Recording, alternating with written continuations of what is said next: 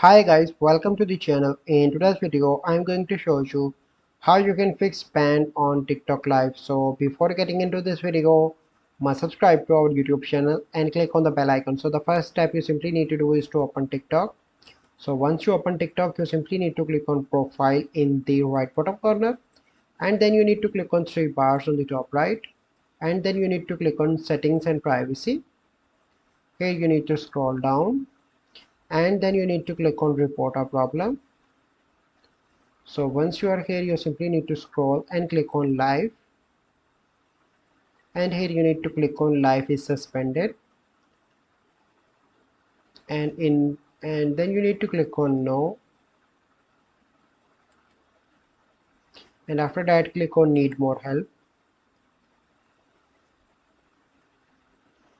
and here you need to mention the complete detail but do not include any personal information. And if you want, you can attach screenshot, and if you want, you can add video as well, so that the TikTok team can review it and click on submit. And after that, the TikTok team will contact with you in 24 to 48 hours and help you resolve your issue. So I hope you find this video helpful. If you find this video helpful, must like this video, subscribe to our YouTube channel for future videos. Well, see you in the next video. Thank you. Have a good day.